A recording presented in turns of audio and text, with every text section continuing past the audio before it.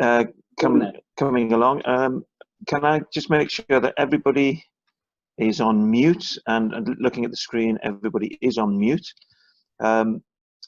If you want to participate, there is a function which allows you to make comments. And if we get the opportunity, we'll unmute you as well if you've got something to contribute, which I think would be interesting to others. But you've got the section called chat at the bottom of your screen, so you can click on that and make comments. What we're going to do, this is a bit of an experiment. For those of you who don't know me, I'm Jonathan Wallace. I'm chairman of the History Society. We meet on the first Tuesday of every month here in Sunnyside Social Club, and we haven't met, sadly, since March, but we've decided to experiment by using Zoom to broadcast a history quiz. Admittedly, it's a recycled history quiz. I wrote this for the meeting that we held on the 3rd of September last year, so some of you have already seen the questions on this. What we're going to do is run a short video to start with of the questions. There are 30 in total, all around the Second World War, or the period just before it, or just after it. There are no prizes for this. If you've come along expecting to win $1 million, then don't expect that. It's just an experiment. It's just a bit of fun, so that we can try out this system. And if it works, we want to be able to broadcast our meetings each month, our speakers, so that we can reach out to a bigger audience, engage with more people, and also encourage more people to come along to the meetings once we start holding them properly, once the lockdown is over. We are meeting at the moment now in Sunnyside Social Club in the concert room, which is the room that we usually meet in. I think there are 6 of us here tonight. We normally have about 60, but we're all socially distant, and we are all waiting for me to finish waffling away so that we can start this meeting formally. So what I'm going to do is I'm going to get Alan to kickstart the little video that has the 30 questions, and then once that's over, we will then run through the questions again, but this time with the answers.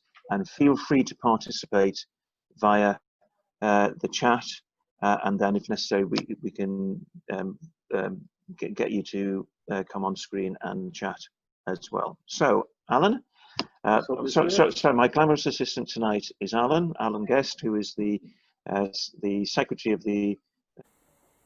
We are now nearly 3 weeks into the pandemic lockdown, and we've been stuck in our homes for ages now. And I thought to myself, it's time to get the brain cells working again. And I thought, let's try you all with a history quiz. Now, in addition to being a smallholder and to being a local councillor, I'm also an historian. And in September last year, I gave a quiz to the Sunnyside History Society, which was all about the Second World War, and it was to mark the 80th anniversary of the outbreak of the Second World War. So that's what this quiz is now. So, try your old grey matter on this.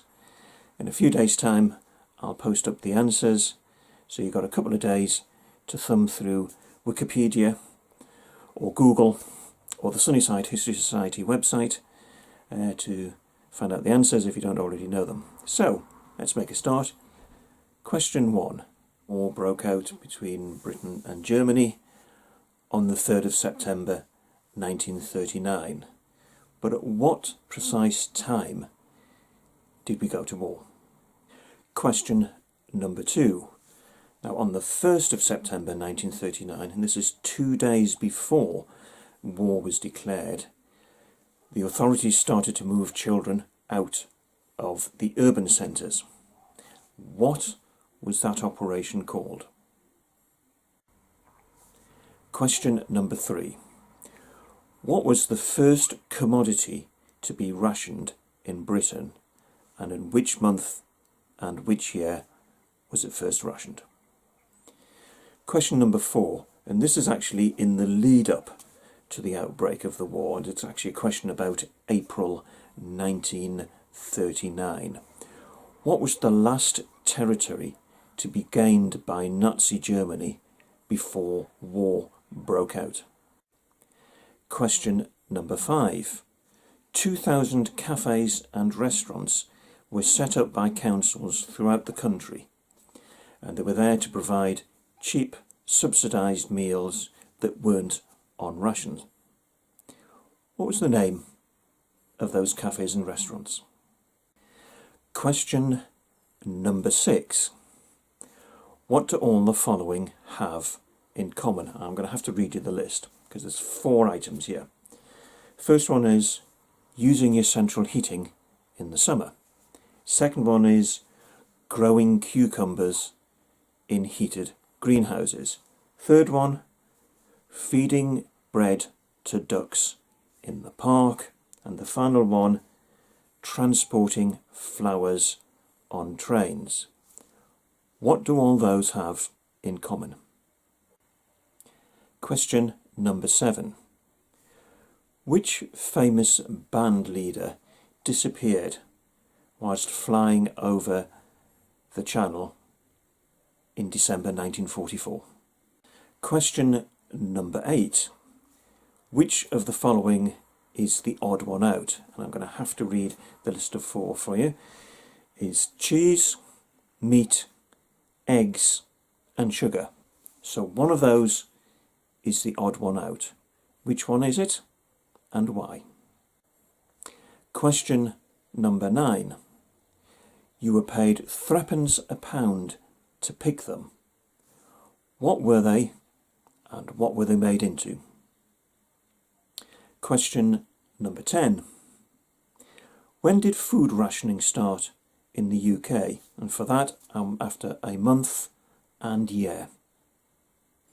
Question number 11. Which of these is the odd one out and why? Meat, fresh fish, vegetables and game. Question number 12. The first wartime Minister of Food gave his name to a famous pie. Who was he? Question number 13. What was the name given to furniture produced under a scheme to conserve resources? And when did that scheme actually come to an end? Question number 14. In which year did bread rationing start? Question number 15. The wartime government encouraged people to eat what instead of bread? Question 16. What was the last food item to come off rationing, and in which year did food rationing end? Question 17. In 1948, London hosted the Olympics. What was the unofficial name given to the Games? Question 18. In 1942, the government imposed a cap on the cost of restaurant meals. How much was that cap? Question 19. Now this is a very local question because it's about Sunnyside. Fernville Avenue was bombed during the war. In which year and which month did that happen? Question 20. In which year and which month did conscription start in the UK? Question 21. You've probably heard of Anderson shelters, which were air raid shelters that were built in people's gardens. But what was the name of the shelters that were built inside people's homes? Question 22. What does this siren call signify?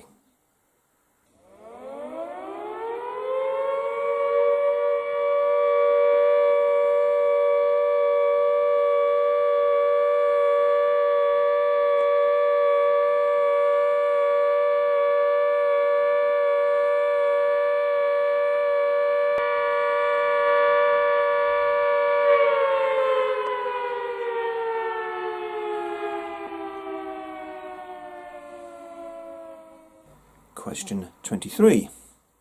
What were all adults in the UK required to carry with them at all times, and when did that requirement end? Question 24. In addition to their rations, what other supplements were provided for children? Question number 25. Again, this is a very local question for the Sunnyside and Wickham area. There was a school called the White Elephant School near Sunnyside, and on the 30th of September 1938, children at the school were fitted for what? Question number 26. What ended at 12:35 p.m. on the 1st of September 1939 and didn't return until the 7th of June 1946? Question 27. Imitations of food that was no longer available or were in short supply were called what? Question number 28. On the 3rd of September 1939, Winston Churchill took up which post in government? Question number 29. William Joyce was better known as what? Question number 30. When did sweet rationing end in the UK? So, that's your 30 questions. Good luck with them, and I'll be posting up the answers in a couple of days' time. Pull up the questions.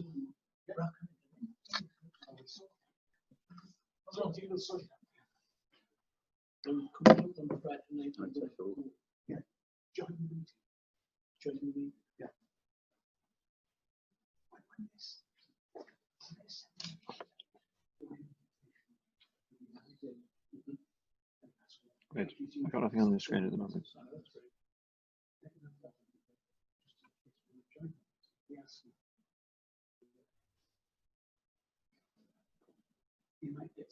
Right, okay, we're in. We just need to get rid of. That's it. Yeah.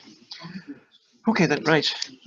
Right. Okay. Can I remind the vast crowds in the concert room here to please remain silent, or else you will your conversations will be picked up. Right. Alan, if you could just go back to the first question.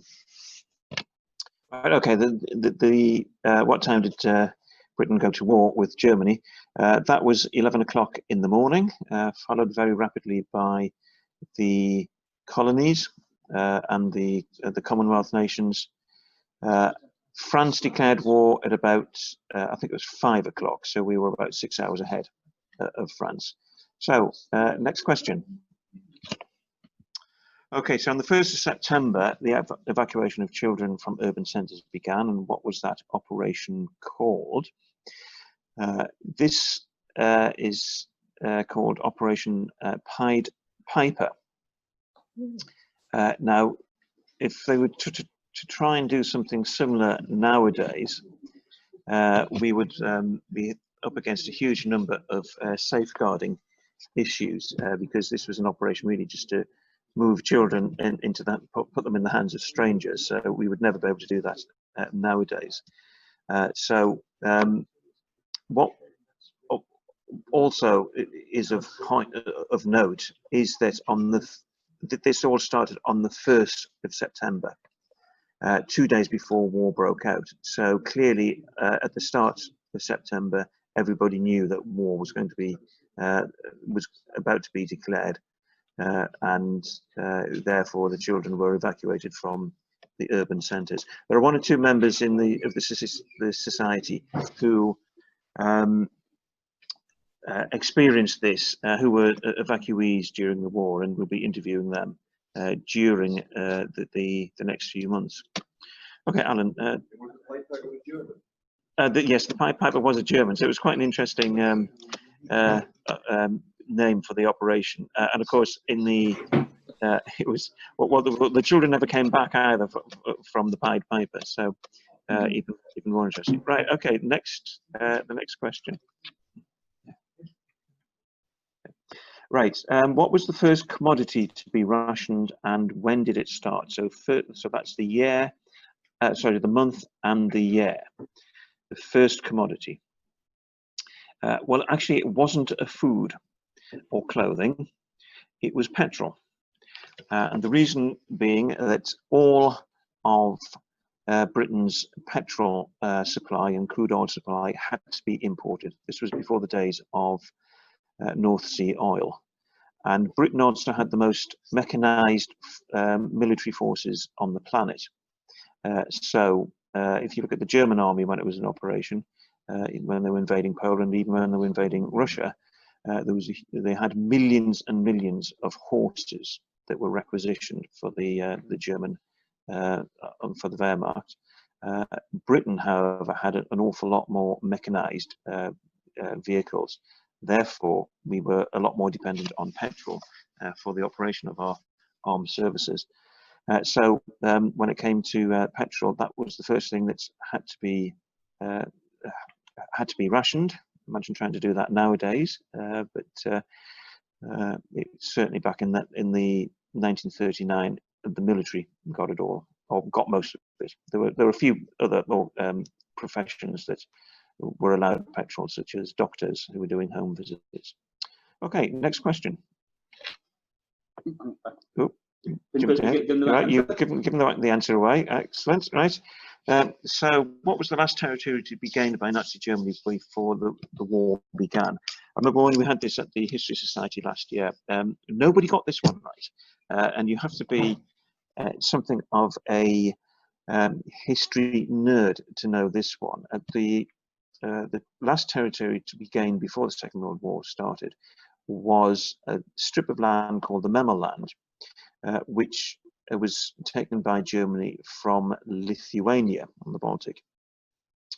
The interesting thing, though, was that piece of land actually belonged to Germany until 1918, and the newly independent Lithuania was given that territory to ensure that the country had access to the sea. It was a German-speaking city, so Hitler used that as the excuse to bully Lithuania into handing the territory back, and that happened in April 1939, just after Hitler had occupied Bohemia and Moravia, or what was left of Czechoslovakia. Okay, next question.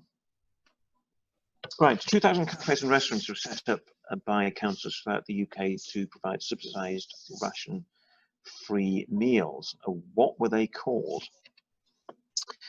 They were actually called British restaurants.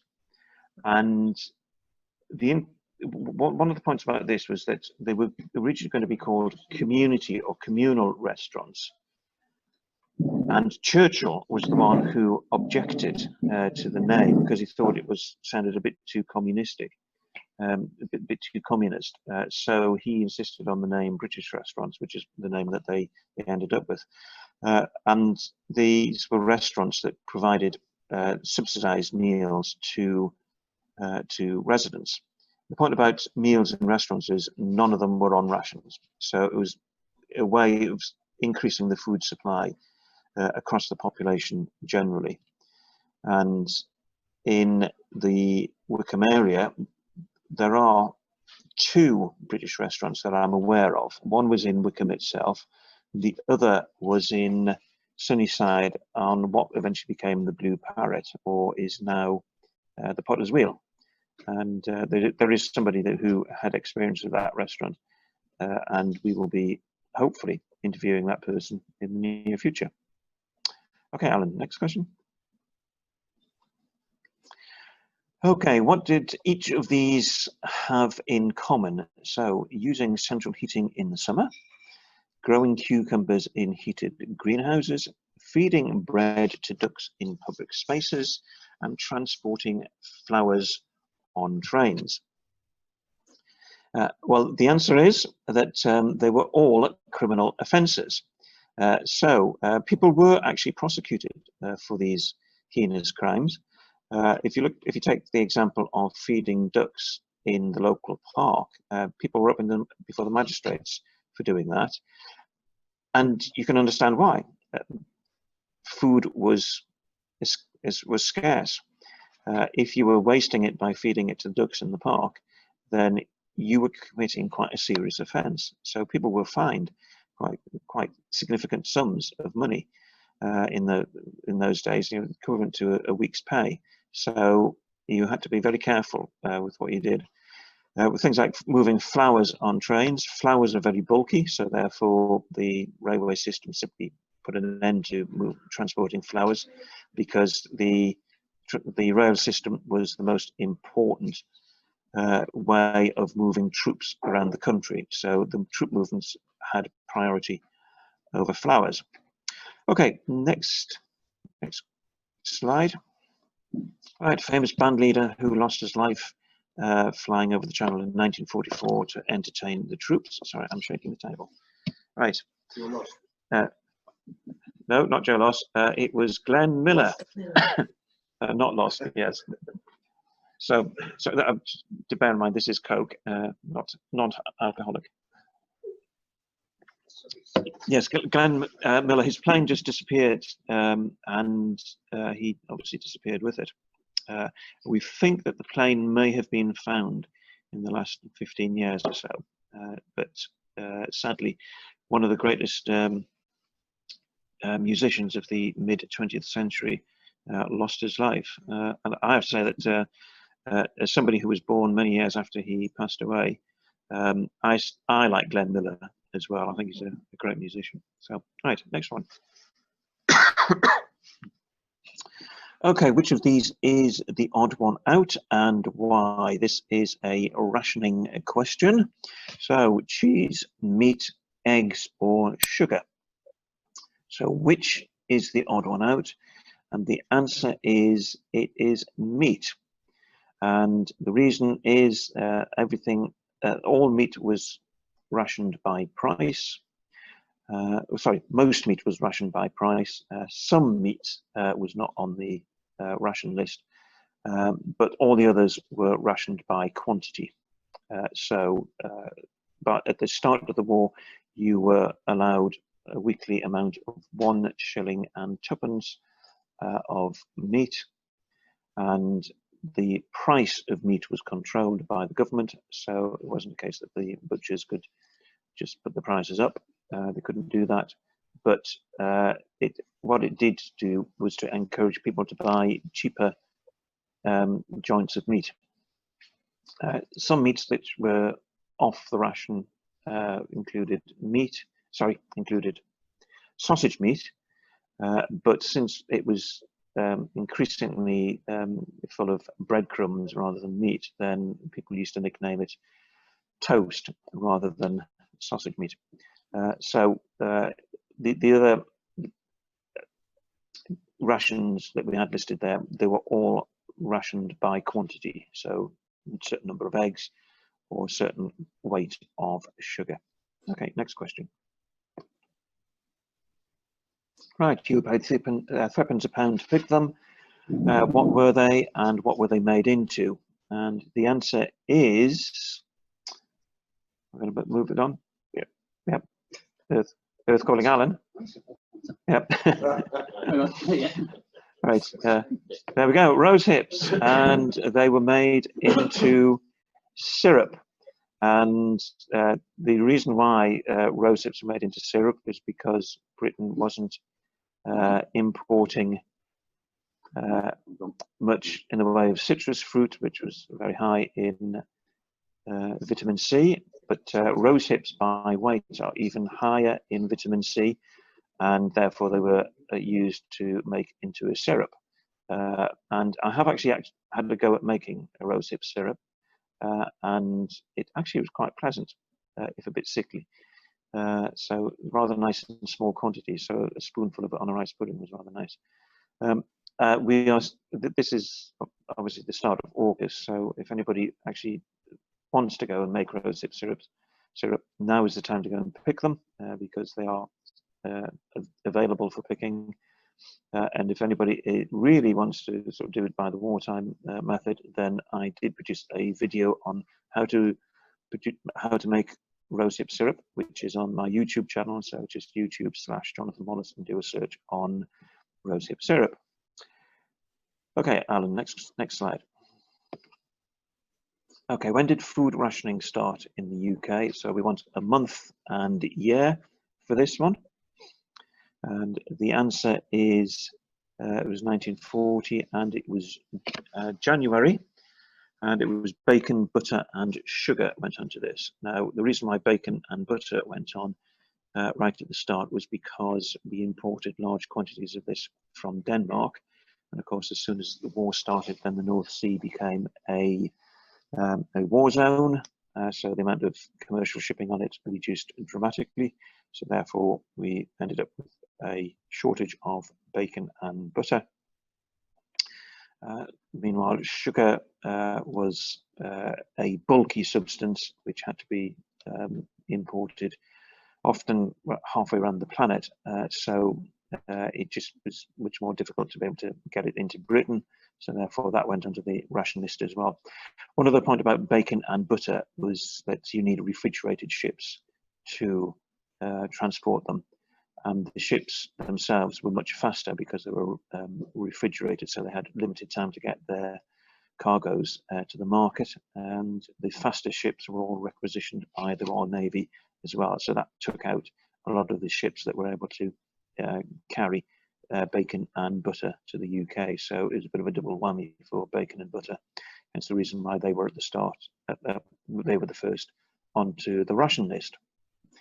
Okay, Alan, next slide. Which of these is the odd one out? So you've got milk. Sorry, no, you haven't. You've got meat, fresh fish, vegetables, and game. And the answer is fresh fish. And it was one of the very few items available during the Second World War that did not have price controls. And the reason for this was because the North Atlantic and the North Sea were war zones, and you needed to encourage the fishermen to go out into those war zones to catch fish. And the way to do that was, or to encourage them, was to allow them to sell the fish at a higher price. So the controls were taken off. One other point about the fishing is that a lot of the fishing boats were requisitioned by the Navy for minesweeping activities, but we ended up with a lot of Belgian and Dutch and French fishermen escaping from occupied Europe, bringing their boats with them to Europe.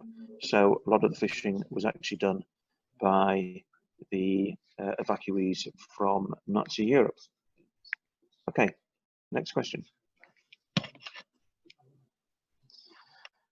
Okay, the First Minister of Food gave his name to a famous wartime pie. Who was he? And the answer is Lord Woolton, and he was a very successful Minister for Food. He was the first one in place. He was involved in the retail trade beforehand, so he knew all about the food supply, and he was at one point had a special request by him for a pie to be made that was meat-free at I think it was the Ritz Hotel where he was staying. at the time. So he had this pie made, and it became very popular. And again, this is another one of the World War II recipes I've tested out. So if you want to see how it's made, then go to my YouTube channel. But effectively, it's a vegetable pie in a white sauce, which is made from flour and water with a bit of milk. And as I say, it was very popular. Okay, Alan, next slide. Okay, what was the name of the furniture produced under government scheme to conserve resources, and in which year did the scheme end? The answer is, Alan, if you want to put the slide on, it's utility furniture, and it ended in 1952. You could only get utility furniture if your home was bombed out, or if you were a newly married couple who were setting up home together. I have fond memories of these because until about when my last moved house 18 years ago, and at that point we got rid of the last dresser we had, dressing table that we had, which was no, that wasn't a whatnot. It was a dressing table that looked very similar to that slide that we just had up a moment ago, and it was an old utility furniture. I went from having no furniture 30 odd years ago to filling a 4-bedroom house with everybody's old furniture, which included friends' utility furniture. And sadly, I let it all go 18 years ago when I last moved house. So I think that was a bit of a mistake by me in the end. So, right, next slide.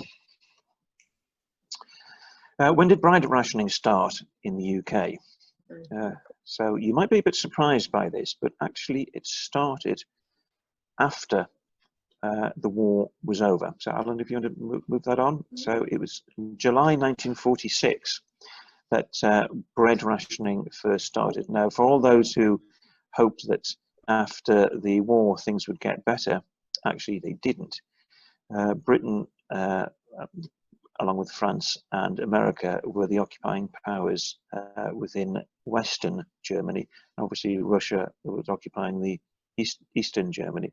And most of Germany's grain supply came from the eastern area of Germany, or by then former Germany. So the Russians simply did not allow the grain to be released to the West. They needed it for themselves or for their own area of occupation. Plus, we had an awful harvest that year as well. Alan, will you stop giving away all the answers to the questions in advance? So we had Britain was legally responsible for making sure that the people in Germany were fed. So that impacted on our supply of wheat. Plus the infrastructure to move the crops around from the farmland that were grown onto the market was severely damaged as well. So we ended up having to ration bread for the first time in 19.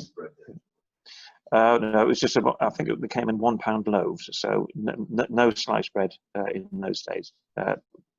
Although I think sliced bread was invented back in the 20s, I think, but no sliced bread on the ration list in those days. Right, next question.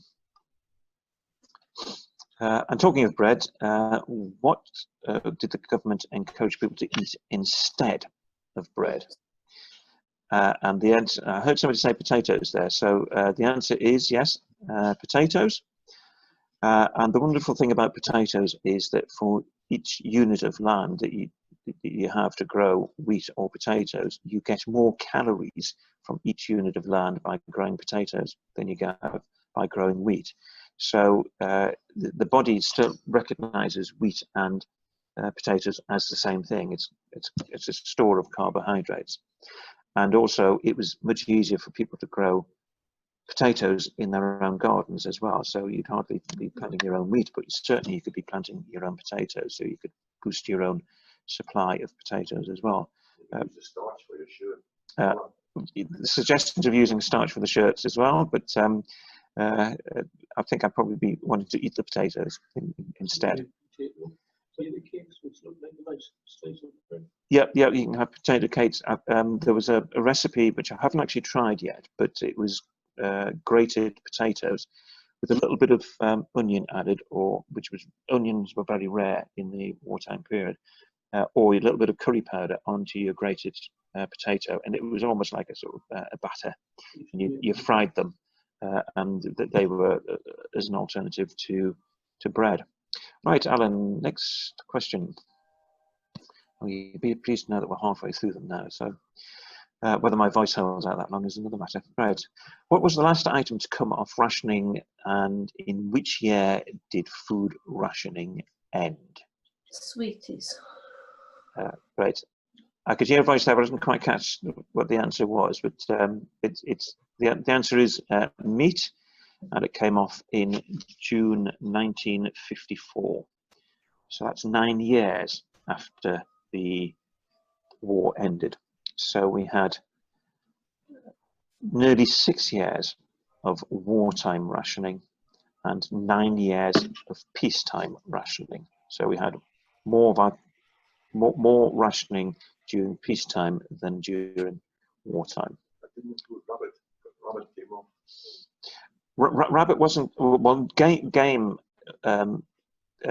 wasn't on the list of items for rationing, but it was on, as with most other things, its price was controlled. But most people who were involved in hunting game probably would have had their own outlets uncontrolled by the government. So there probably was a lot of food swapping that went on, and a lot of unofficial selling of rabbits as well. And of course, people were encouraged to keep rabbits. Noel's talking here about the black market, which almost certainly would have existed, and things like rabbits and other products like that would have been traded if you had the right contacts. And obviously within rural areas as well, you had more opportunity to be able to produce food like that. Okay, next slide. 1948 London Olympics. What was the unofficial name given to the tournament? Answer is the Austerity Olympics, or the Austerity Games. Literally, they were done on a shoestring, and I don't think the government invested any serious money in building stadia. I think the sporting facilities, about the most that they spent on the sports facilities was paint, to give them a paint job to try and spruce them up. But effectively, we took on the Olympics at the end of the Second World War, or the 1948 Olympics, with the world having missed the 1940 and the 1944 Olympics. So Germany wasn't allowed to take part, but since Germany still didn't exist at that point, it was just 4 occupation zones, then that was one of the reasons why Germany wasn't there. Okay, next question. Remember at school the pencils you had with for your PE training after, you know. Right, well, there's a discussion going on here in the room about plume cells that were worn at school. Athletic years. Yeah, right. Well, I must admit, I do actually. Alan might remember this. At Lobley Hill School, wearing plum cells in PE. Yeah. Right. Okay. Question 18. In 1942, the government introduced a cap on the cost of restaurant meals. How much was that? The government nowadays give you up to £10 to go to a restaurant to have a meal, but back then, the government back in 1942, the government put a cap on. And how much was that? It was 5 shillings. And the reason for this was because it was perceived that the rich were buying themselves out of food rationing. As I said earlier, no rationing food rationing did not apply to meals served in restaurants, cafes, or hotels. So there was a feeling that the rich could buy themselves good quality food, and therefore the government stepped in and put a cap on what people could pay for a meal. 5 shillings in those days was still a huge sum of money. And some of the expensive hotels found particular ways around this cap as well, by charging customers for things such as the entertainment, for the band that was playing and so on, charging them for table fees and so on. So they found ways around it, but basically it was try to sort of allay fears that the wealthier were having an easier time of it. Okay, next question. When did canteens start? Well, some workplaces had canteens before the war started. During the war, there's certainly, with a lot of government-controlled factories and the mines, if they didn't have canteens, then they certainly did by the time war was finished. And again, it was particularly in heavy industry, there was a recognition that the workers needed a lot more calories, and therefore they were provided with them through the work canteens. I don't think it was a legal requirement to have a canteen on some premises below a particular number of employees, but certainly at every major or every large factory or workplace had canteens by the end of the war. And again, that wasn't on ration as well. The only foods that were on ration were those that you took home to cook. Okay, Fernville Avenue was bombed in which month and year? Before you go on to that one, Alan, for those who are viewing this from outside Sunnyside and are not aware of Sunnyside, Fernville Avenue is a street in the village here, and it was bombed in 1941, in May 1941, and it was bombed, probably built by an aircraft that had strayed off its course. It may well have been heading to the Team Valley. There are other bomb craters. If you can join up in a straight line that takes you to the Team Valley as well. One house was destroyed. You can see where that house was because it's the replacement that was put up in the 1950s. It doesn't quite fit with the houses that are now on either side of it. It's a bungalow. The new house is a bungalow surrounded by on either side by houses that are 2-story. We had and there was one other bombing in the area. I can't quite recall which in the Sunnyside area, but I can't quite recall the date of that, so we might go and look that one up. But May 1941 was when it happened, and that was just a month before Hitler's invasion of Russia under Operation Barbarossa. Okay, next slide. Okay, when did conscription start in the UK? So that is the month and year. And if you jump onto the answer to that one, Alan, the answer is April 1939. This was in response to Hitler's occupation of the rest of Czechoslovakia. So it was basically Hitler tore up the Munich Agreement, occupied the rest of Czechoslovakia, so Bohemia and Moravia was set up as a protectorate, and Slovakia was declared independent as a satellite state, and a little known territory called Ruthenia was given to Hungary. So April 1939 was when conscription started. Now, obviously, that is still peacetime, so there was clearly a feeling that Britain was moving towards war, and preparations were well underway for that. Okay, next slide. Okay, Anderson shelters were in gardens, but what would you call a shelter that you had in your home? And the answer was, it was a Morrison shelter. Basically, this was a very thick, heavy table, and with a bit of netting around the sides of it, and you slept under what was effectively a table. It was for those areas where there was less risk of being hit directly by a bomb. So if you lived in an urban area, then you would have had Morrison shelters, or not a Morrison shelter, sorry, you would have had an Anderson shelter, or if not an Anderson shelter, you would have had access to a public shelter. If you lived in more rural areas or areas such as Sunnyside in those days, which was a small-ish village, then your Morrison shelter would have been regarded as sufficient. Okay, next question. So what does this siren call signify? And hopefully we can get this to work. It is not working. No. So, oh, it is. All clear. You all clear?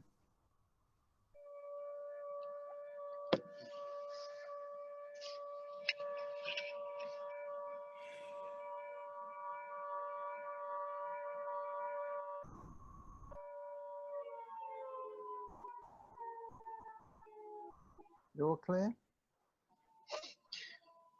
Okay, well, right, that signified the all clear. I think somebody said all clear, so well done, Brownie points for that. There were two siren calls, obviously the one to say get to the shelters because the bombers were on the way, but that was the all clear. Okay, next question. Was that a B flat, that one? A V flat. All clear. Certainly not a V1. So, right. When were all adults in the what were all adults in the UK required to have with them at all times, and in which year did that requirement end? When we had this question at the meeting last year, I was quite surprised that nobody actually got this one, because I thought that this was one of people's enduring memories of living during the war years. But there again, I overlooked the point that children weren't required to carry this. And the people I was talking to at that meeting, most of them who lived through the war would have been children at the time. The answer to the question is actually identity papers.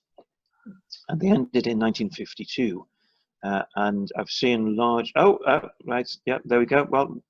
Well done, David.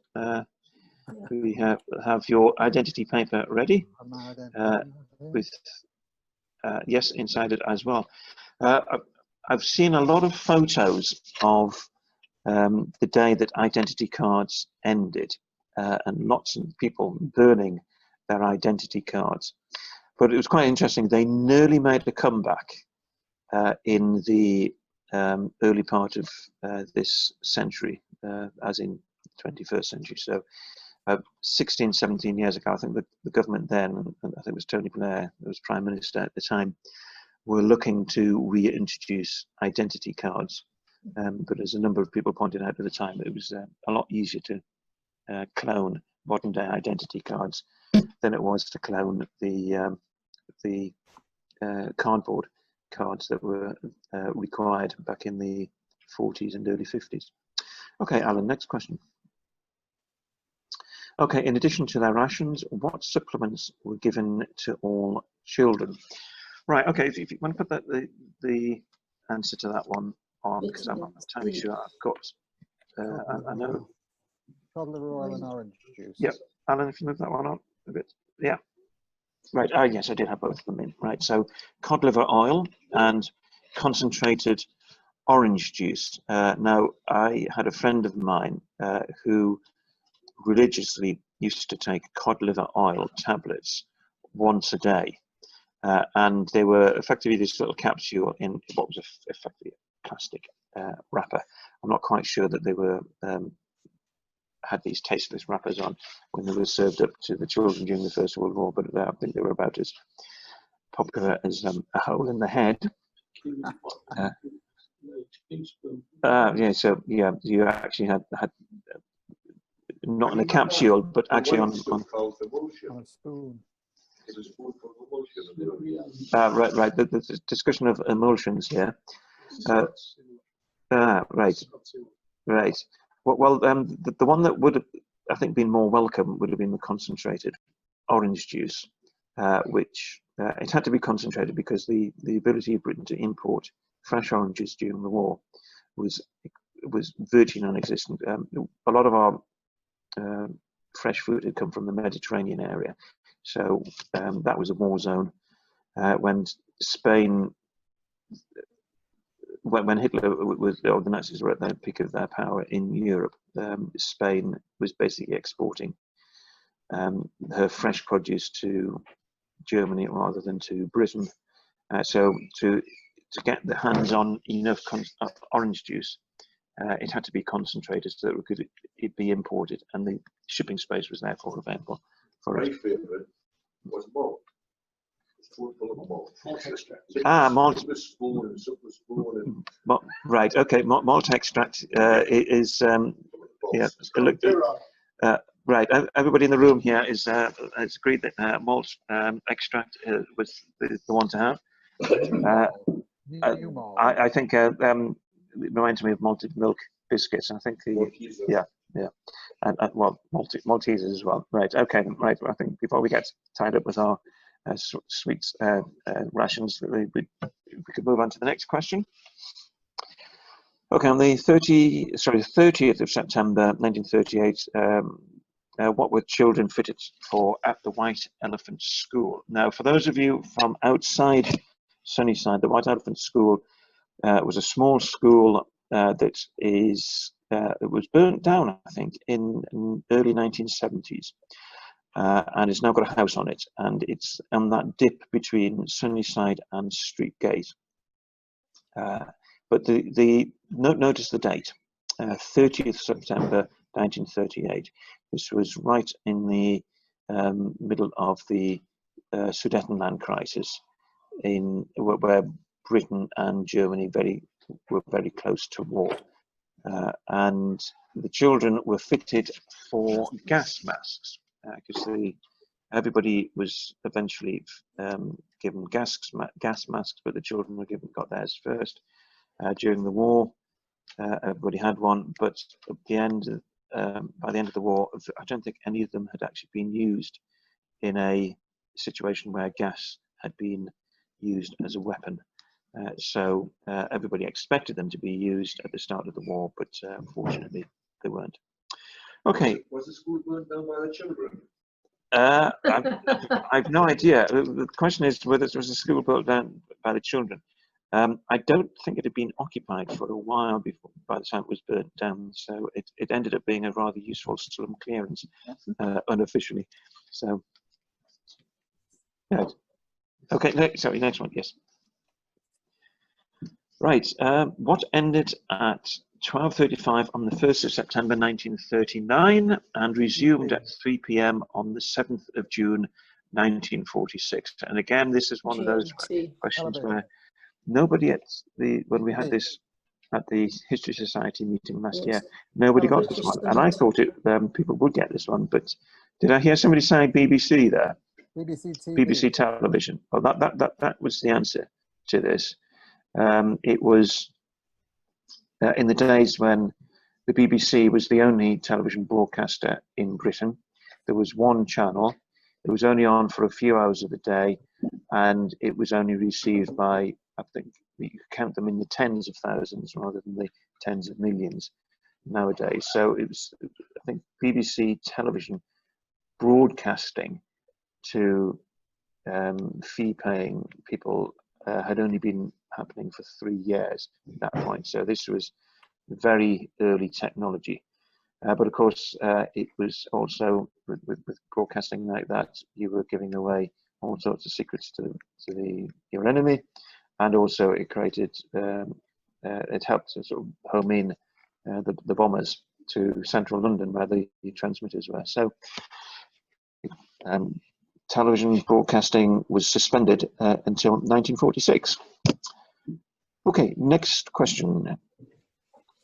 Right. Imitations of foods no longer available or in short supply were known as what? And the answer is mock foods.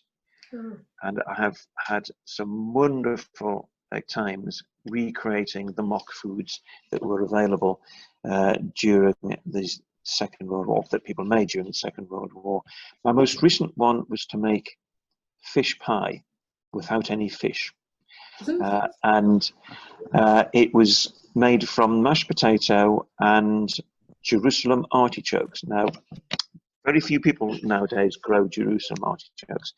We do, and we've got them on our allotment, but we also have them on our small holding as well. And they are basically, it's a root, and it's a white root. Once you cut it open, it's got a sort of brownish skin to it. Once you cut them open, it's white inside, and it has sort of a little bit of a texture that is vaguely like white fish. So if you overlook the fact that it doesn't taste anything like fish, it looks vaguely like fish when put into a fish pie.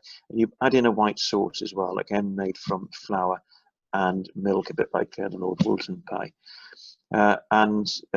I made this for the 8th of May, for the 75th anniversary of the ending of the Second World War, and I had a bit of a talk about it on BBC Radio Newcastle, who were fascinated by the idea that you could have fish pie without any fish in it. But as often was the case with a lot of the mock foods, they looked vaguely like what they were supposed to be. They didn't taste like what they were meant to taste like. Pie shop in Bladen, and the pie's not any meat in, it's all gravy. Right. Okay. Yeah. Well. Really lovely. Yeah. We're being told that there was a pie shop in Bladen that sold pies that didn't have any meat in, but they were full of gravy, which actually sounds lovely.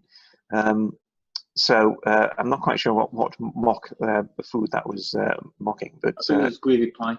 Oh, so right, I'm being told it was gravy pie. So yes, I think the clue was in the name there. Right. Okay, Alan. Next question. Okay, which post did Winston Churchill take up on the 3rd of September 1939? And the clue was that he also had this post at the start of the First World War. And the answer was First Lord of the Admiralty. So he was in charge of the Royal Navy, as he was during the Gallipoli crisis back in 1914 and 1915. Okay, next question. Right, what was Lord Joyce? Sorry, Lord Haw-Haw. Yeah, yes, kind of gave away the answer there. So, what was William Joyce better known as? Answer: Lord Haw-Haw. Germany calling.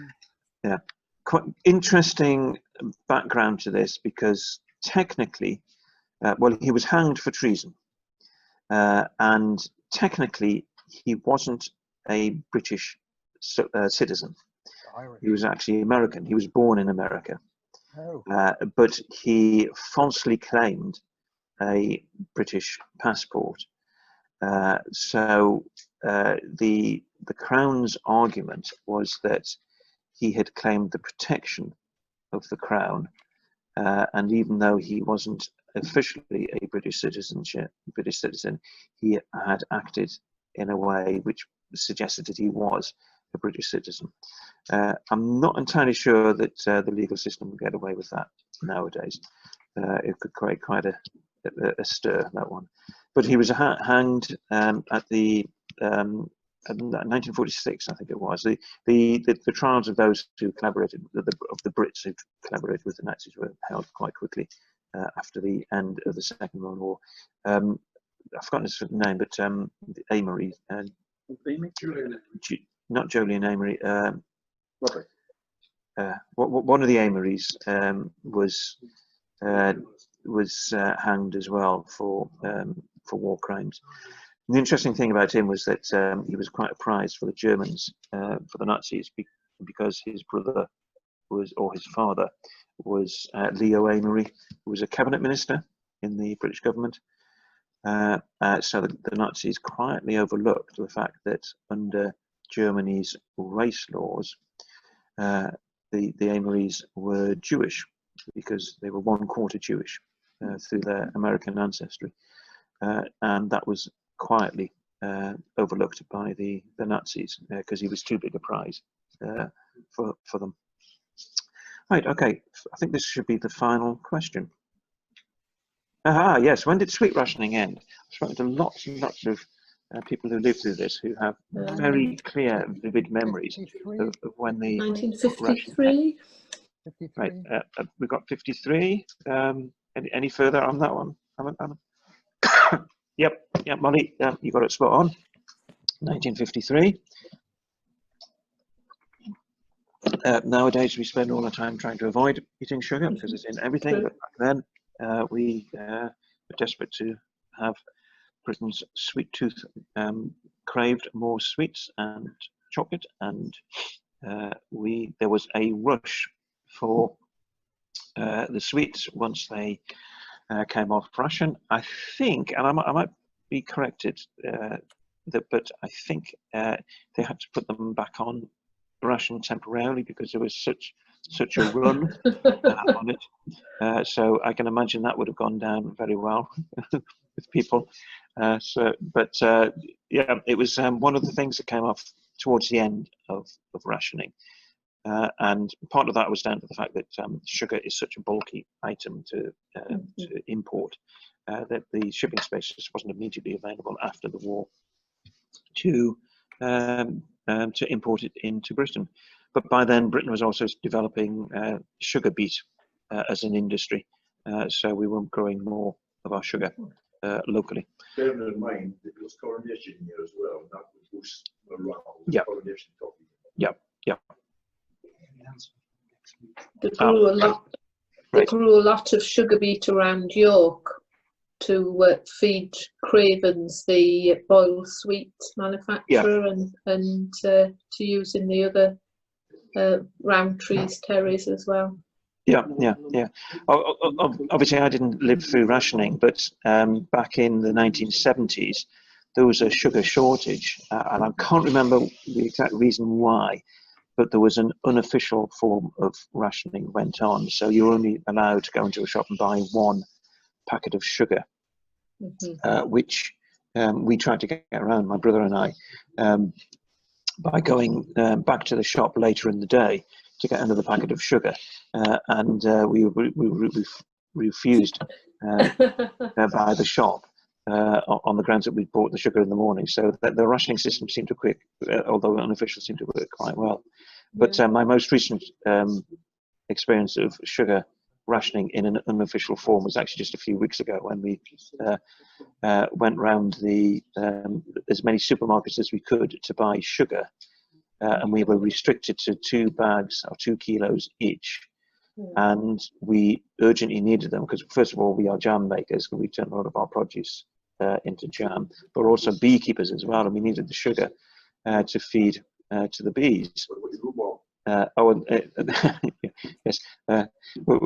Suggested here that one of the great foods of at the end of the Second World War was dipping rhubarb in sugar, which I haven't yet tried. I've got that treat still to come.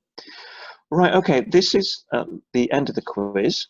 So thanks very much for those of you who've joined in. We will put this onto YouTube as well. We'll edit out the first bit of it where we had the questions.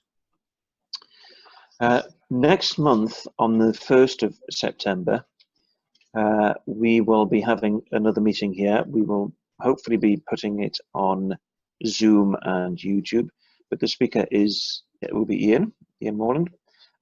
Ian, can you give me a sort of quick précis of what your subject will be? It's called the Magical Mystery Tour, and it's a train journey that you can't make today. Right. And it goes virtually from Newcastle Central Station up the Derwent Valley, down the old Stanton Time, back along the main line, and into Newcastle Central Station. And in 3.5 hours, you've actually technically travelled only 140 yards from where you got on the train to where you go. Right. Okay. And did you all hear that? More or less. Yeah. Sort of. One or two saying yes, some no. But basically, Ian will be talking about a train journey that you can't take anymore, which is basically a ring circuit around various areas, including the Derwent Valley. So that will be at the next meeting. Members are welcome to come along to that, but also to sign up for the Zoom if they're not able to make it. And we will be broadcasting live over the internet.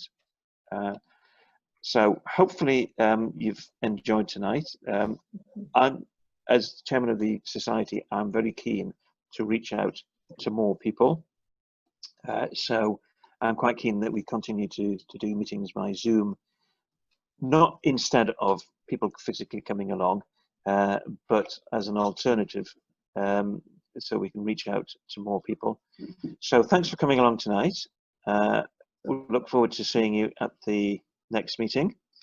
And if anybody has any sort of questions arise about the wartime quiz, then feel free to email me. I think, Alan, if we do an email out to everybody who was here, we'll include my email address in that as well. So you can get in touch with me, say what you think about my presentation skills. Please feel free to tell me if you think I spoke too much, which I probably did. But can I wish you all, I was going to say safe journey home, which is what I normally do at the end of meetings. Can I wish you all a safe journey from your dining room to your kitchen to make a nice cup of tea, and hopefully see you all at the next meeting. Oh, right, yeah, well, gin and tonic, that looks like, David. So my Coke there. So thank you very much for joining us, and we'll see you all next month. Thank you. Right. Bye-bye. Well Yes, done, thank you very Alan. much. Thank Thank you. you. Bye. Bye.